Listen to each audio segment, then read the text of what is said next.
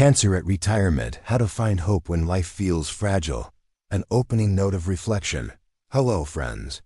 I'm Ordinary People, your online neighbor, a fellow retiree walking this path with you. Today, I invite you to pause for a moment.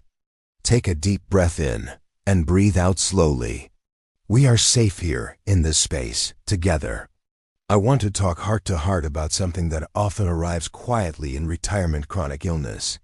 Maybe cancer or a benign tumor that requires ongoing care. For some of us, that diagnosis feels like a small earthquake shaking the foundation of a life we thought was steady. It's not just the body that trembles, it's our hopes, our plans, even the meaning we've built around who we are. But today, I want to invite you to reflect with me, to find what remains steady and whole, even when life feels fragile. Because even in the face of illness, there's a deep well of strength and meaning waiting to be discovered. You're not alone. Let's explore this journey together. The awakening moment. Retirement is often painted as a golden era, a time to relax, enjoy freedom, and savor the fruits of a lifetime's work. But for many, it's also a time of unexpected challenges. When chronic illness enters the picture, it can feel like the script we imagined for our later years is suddenly rewritten. Emotions swirl: fear, sadness, frustration, even a sense of loss. Today, we'll explore how to navigate this emotional landscape with courage and grace. We'll draw on science and real-life wisdom to understand what's happening inside us and how we can respond in ways that bring healing and hope. You'll hear insights from leading experts like Dr. Robert Waldinger, who studies what makes life meaningful, and Dr. Lavra Karstensen, who teaches us about the power of focus in later life.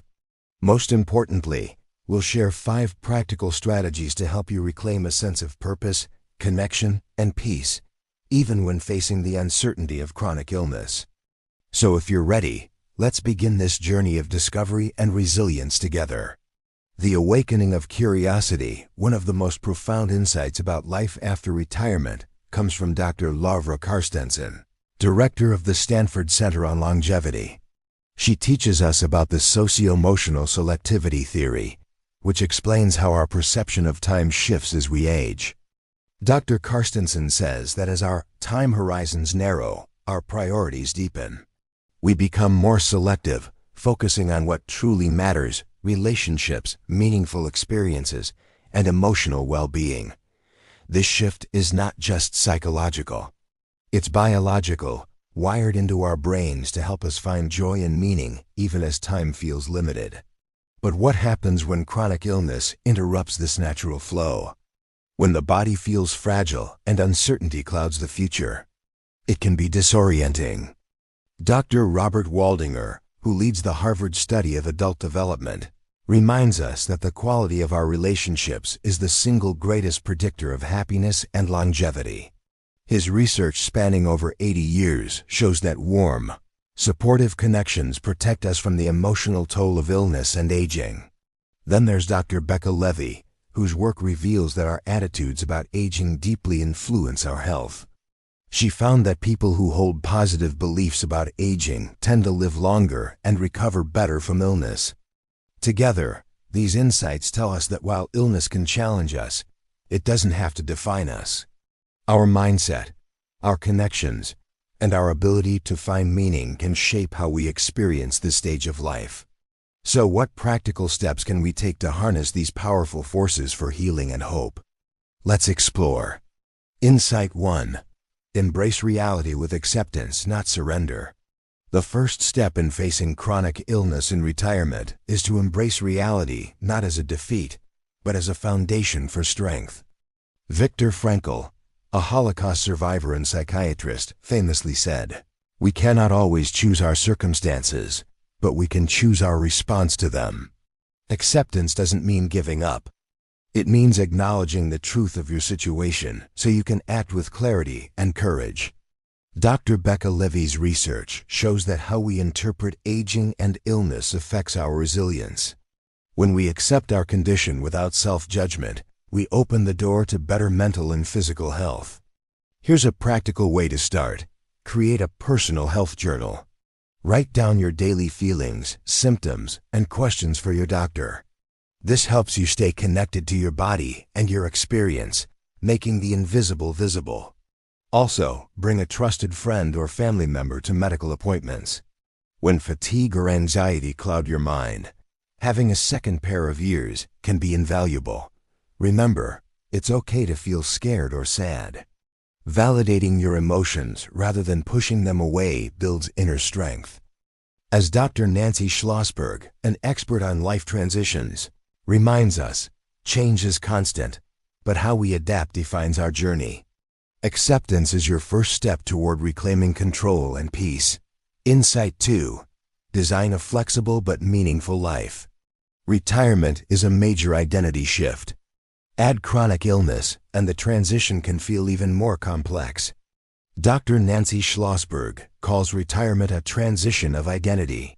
It's a time to redefine who we are beyond work and productivity.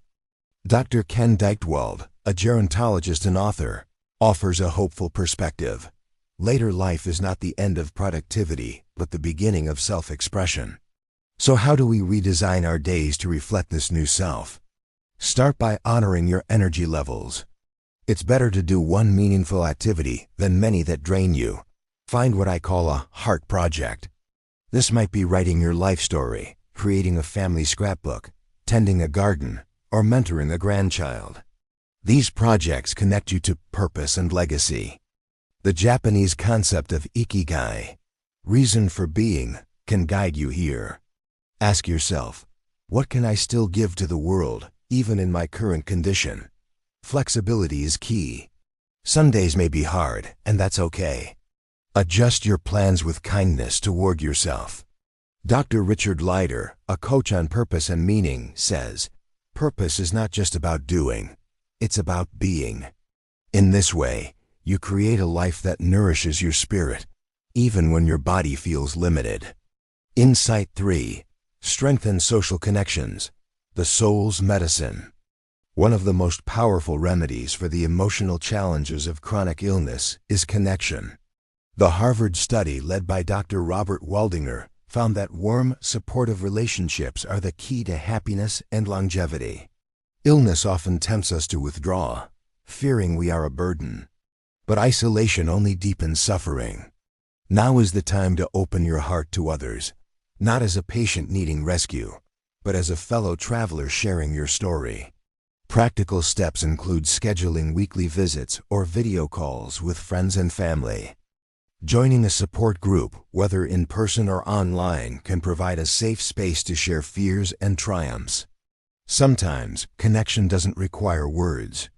Sitting quietly with a loved one, listening to music together, or simply sharing a peaceful moment can be profoundly healing. Dr. Mo Wang, a psychologist specializing in aging, emphasizes that social engagement boosts mental health and resilience. Remember, your presence matters. Your story matters. As Dr. Waldinger's research shows, it is the quality, not quantity, of relationships that sustains us. So nurture these bonds. They are medicine for your soul. Insight 4. Cultivate mindfulness and emotional awareness. Living with chronic illness can stir a whirlwind of emotions, fear, anger, grief.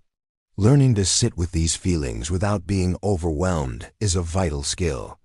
Mindfulness, the practice of paying gentle, non-judgmental attention to the present moment, has been shown to reduce stress and improve emotional well-being. Dr. Nancy Schlossberg highlights that transitions are easier when we stay grounded in the present, rather than ruminating on the past or fearing the future. Try simple mindfulness exercises. Focus on your breath, notice sensations in your body, or observe your thoughts as passing clouds. Emotional awareness also means recognizing and naming your feelings. This helps reduce their power over you. Research shows that people who practice mindfulness have better immune function and lower levels of inflammation, important for managing chronic illness. You might also explore gentle movement like yoga or Tai Chi, which combine physical activity with mindfulness. Remember, mindfulness is not about erasing pain but learning to befriend it with compassion. As Dr. Richard Leider says, healing begins when we open our hearts to what is. This practice can transform how you experience illness and life itself. Insight 5. Seek meaning through contribution and legacy. Meaning is a powerful antidote to the despair that illness can bring. Dr. Viktor Frankl's work reminds us that even in suffering, we can find purpose. One way to do this is through contribution, giving back in ways that feel authentic and manageable. You might volunteer your time, share your wisdom, or create something that reflects your journey. Dr. Becca Levy's research shows that having a sense of purpose improves health outcomes and longevity. Legacy projects, writing letters to loved ones, recording family stories, or creating art help us connect to something larger than ourselves. These acts affirm that our lives matter, even when we feel vulnerable. Dr. Ken Deichtwald encourages us to see later life as a time for reimagining our impact. Ask yourself, what small acts can I do today that will ripple into tomorrow? This mindset turns illness from a limit into a gateway for deeper meaning. When we focus on what we can give, we reclaim our power and joy. The final light. Let's take a moment to look deeper into the science behind resilience and aging with illness. Dr. Becca Levy's research on age stereotypes is groundbreaking. She found that people internalize society's views on aging, which can affect their health at the cellular level. Positive beliefs about aging are linked to longer telomeres, protective caps on our DNA that slow aging and disease progression. This means your mindset literally influences your biology. Dr. Mo Wang's studies on work and retirement transitions reveal that maintaining a sense of control and purpose during change reduces stress hormones and supports immune function. Dr. Nancy Schlossberg's transition theory highlights 4 key factors for successful adaptation: situation, self-support, and strategies. Understanding these helps us tailor our response to illness and retirement challenges. Finally, Dr. Robert Waldinger's ongoing Harvard study continues to show that emotional closeness and vulnerability in relationships predict better mental and physical health outcomes. These findings remind us that aging and illness are not just biological processes, but deeply intertwined with our psychology and social world. The good news? We have tools to influence these factors through attitude, connection, purpose, and self-care. Science and spirit come together to light the way forward. From knowing to becoming. As we close this time together, I want to remind you of the incredible strength you carry. Yes, chronic illness is a challenge, but it's also an invitation to deepen your relationship with yourself, to find new meaning, and to connect more deeply with others. Dr. Richard Leider said, "Meaning does not come from avoiding suffering, but from passing through it with an open heart." Retirement, even with illness, is a chapter rich with possibility. It's a chance to become a more honest, compassionate, and present version of yourself. Remember Viktor Frankl's wisdom: when we can't change a situation, we are challenged to change ourselves. Take time to reflect on what you've learned today. What small step can you take now to welcome acceptance, purpose, or connection? You are not alone. You are still here, and you still matter deeply. Thank you for sharing this moment with me. Until the next reflection before we part, I want to leave you with a question to carry in your heart. What if the very thing you fear, the illness, the uncertainty, could become a doorway to a richer, more meaningful life? What if this chapter, with all its challenges, is an invitation to rediscover who you truly are beneath the surface? You have the power to write this story, to choose hope, connection, and purpose every day. I invite you to take one small action today, whether it's reaching out to a friend, starting a journal, or simply sitting quietly and breathing. Share your journey with someone you trust. Join a community. Find your heart project. Remember the words of Dr. Robert Waldinger: "The good life is built with good relationships." And Dr. Lovra Carstensen's reminder that meaning deepens as time narrows. You are not defined by your illness or your challenges. You are defined by how you meet them with courage, grace, and love. Thank you for being here, for being brave, and for being you. Together, we walk this path with hope. Together, we find light in the shadows. Until next time, take care of your heart and your soul. I'm Ordinary People, your neighbor, your friend, your fellow traveler. Even in the most fragile moments, hope is still here. And so is life, waiting to be lived. Subscribe for stories that heal and uplift. Share this with someone walking a hard road. Click the bell, you're not alone in this journey.